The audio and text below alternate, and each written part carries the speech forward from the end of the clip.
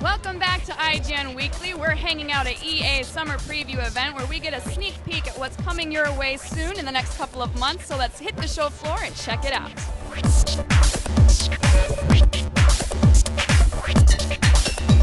So MySims is coming out for Wii, as you said, and the Nintendo DS. It's being made especially for those platforms. We've tried to make it really tactile, something that you just want to go in and touch. It's less of sub-menus and picking from textures, and it's more of point your Wiimote at the part of the Sim's body that you want to change, and boom, you've got that there. You can change the eyes, you can change the mouth feature, as well as the clothing, and you'll unlock more textures as you play through the game. Creative building is essentially uses building blocks that you snap into place.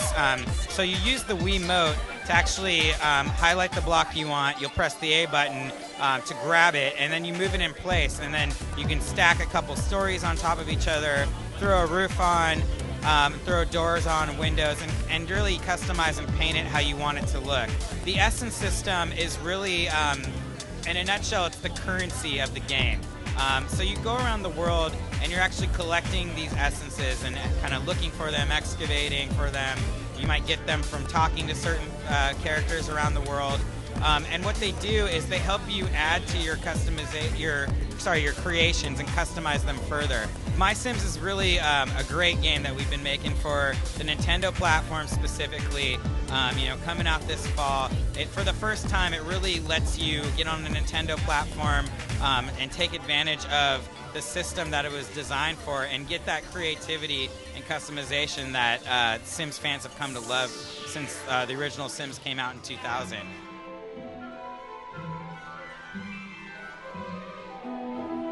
Harry Potter on Wii is a full interactive experience of Hogwarts with Harry. We have actually worked with Warner Brothers to create the actual Hogwarts that they have developed with J.K. Rowling and her vision of what this should be. The Wii remote becomes your wand. So you're actually making the magic happen yourself by playing Harry Potter. Every time you do a gesture, a similar gesture Harry does on screen and does a certain spell. So when you pull back on the Wii remote, you will pull an object towards you.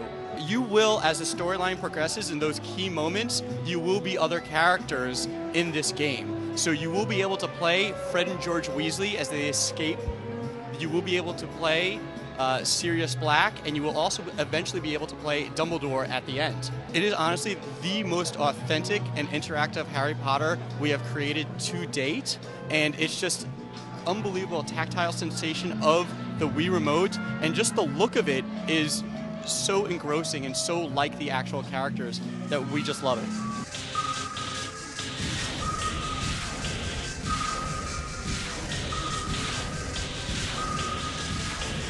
Wing Commander Arena is an Xbox Live Arcade title where you can go online with 15 other people and engage in space dogfighting. We draw from both the Kilrathi and the Confederation. On the Confederation side, there are 9 ships based off 3 hulls, the Arrow, the Rapier, and the Broadsword, 3 variations on each. And on the Kilrathi side, we have the Darkit, the Dralthi, and the Paktan. We have single-player modes. There's 4 of those. Those are true arcade-style games in that there's no real end to them. There's a lot of different levels and waves as you go through them. The higher you get, the better the score you get. That goes on to the Xbox Live Arcade leaderboards. And then in online, we have up to 16-player team gameplay, 8 versus 8. There you can play capital ship versus capital ship, which is me and my 7 friends against you and your 7 friends on our 2 capital ships. I want to defend my capital ship while trying to destroy yours, and I do that by destroying devices like turrets and missile launchers along the sides of the ship. By doing so, the ship will drop down a level, giving me access to more things I can destroy until ultimately I destroy the bridge and win the game. So we're hoping to see the game come out in June, so it's going to come out in the summer for sure. We're still busy banging away on bugs right now. It's a 16-player network, and so there's a lot of potential for bugs there, and we're working really hard to get all those locked down.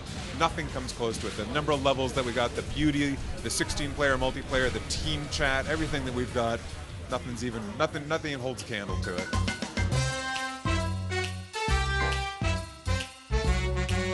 Within the first few minutes of playing this game, the Simpsons themselves become self-aware and realize they've been licensed out to yet another video game. by doing that simple conceit that we started from the very beginning with the writers of the show, it sets up an entire world we can lampoon and parody the video game industry, everything about the video game industry, about EA, and all the classic pop culture stuff that the TV shows always made fun of. For this game, we looked at it and say, throw out all the rules, throw out anything we've seen before, and say, what would it be to say The Simpsons as The Simpsons game? Not The Simpsons meets GTA or The Simpsons meets Crazy Taxi, but what would The Simpsons game be like? What would we want that world to be? And how do we make fun of the entire video game industry and even previous Simpsons games? So what can we do to mock those things? So in our game, we've designed it from the ground up to say, we're The Simpsons, we're going to be The Simpsons inside of our own world. So the best thing I can tell you about parodying about the video game industry is it's open season. Nothing is sacred. From some of our executives' names being in the game, perhaps, to classic properties we've had before. But right now, we're not revealing in any ways what we're doing that way. We're just knowing that you're inside a video game, you realize you're in a video game, kind of let your imagination run wild of what we might be able to spoof there.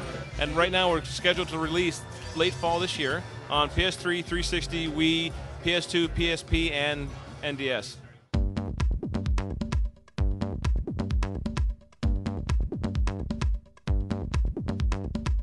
So The Sims Pet Stories is unique because we have 2 storylines, as in life stories. However, these storylines revolve around pets. Apart from the specific directed story mode, we're offering open-ended free play mode. So once you enter a particular story, in this case it would be Alice's story, you would go through 12 chapters of play, and then you would have a pop-up that lets you know that you are in free play mode. You can decide to continue to play as Alice and Sam and maybe adopt pets or fall in love or whatever you want to do. Or you can go into an all-new neighborhood, which is called Arbor Falls, and create your own pet, your own Sims, your own family, your own home, and basically create your own story and experience all the unpredictable moments of pet ownership. So in the Sims Pet Stories, you have what we call agility items or agility objects. And these are basically the objects that you train your pets on in order to compete in the local dog competition. You have the tire that your dogs will jump through. You have the hurdle. You have quite a few objects that make it pretty exciting to train your pets and actually see them compete. It's just a great opportunity to have people who are new to the franchise slowly get in. It's kind of a gateway game of sorts. You have these engaging stories where you can deviate if you want, but you also have a beginning, middle, and end, and that's pretty exciting.